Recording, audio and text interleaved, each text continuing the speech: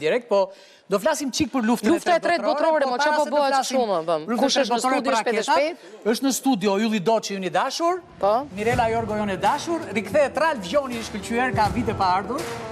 Dhe kënaqësi. Tani ta fani që lë çdo gjë për emisionin tonë. Këtë luftë kush na e solli? Një sekond se dua ta them këtë. Kur thanë drita fani për ambasadorët edhe kështu që janë ta vendet ta kubenca gjëra ata. Jo thanë ata kolegët e tjerë, s'është e vërtet. Ja doli. Tak doli ajo gjëja, si i ra në kokë ai, kupton. Nga na erdhi kjo luftë, Ralf? Si filloi kjo gjë? Kjo këtu në studio apo ajo jo, në këtu televizor? studio është efekti. Po. Se kolegja jonë uroi vetëm për Ramazanin. Po. Dhe tha që po është dhe kreshma e të krishterëve. Dy kreshma, katolike dhe ortodokse, njëkohësisht. Po për ata pse nuk flitet ta. Da, një minutë tani, se fillove këtë, do më lejosh prit, se kemi shumë idiotër që do e keq kuptojnë këtë që sa po theti. Shumë analfabet, se nëse na la një gjë Turqia me sukses të papar në 500 vjet, na la ato ignorancën dhe analfabetizmin. Pikrisht që njerëzit sot më thonë mua që Skënderbeu ishte tradhtar, më thanë para ca ditësh në një qoftëri. Me fjalë është histori e vërtet.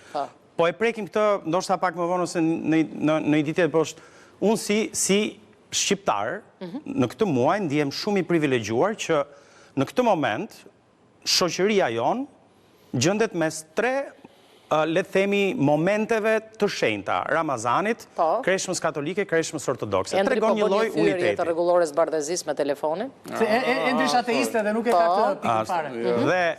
Dhe mendoj që duhet të ketë një respekt reciprok që në bulevard kur dalim, mos ketë vetëm Ramazan, ketë edhe kreshma. Prit, se jemi, ka edhe njerëz që nuk janë fetar.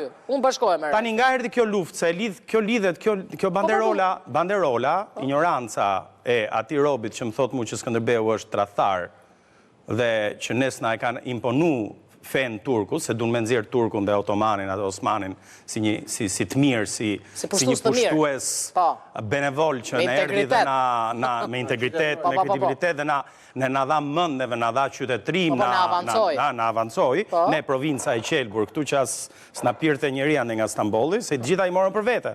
Janë tamam si telenovela turke, vetëm intriga, vetëm pisliqe, vetëm të ndyra, vjera, historia, gruaja, kjo, ajo.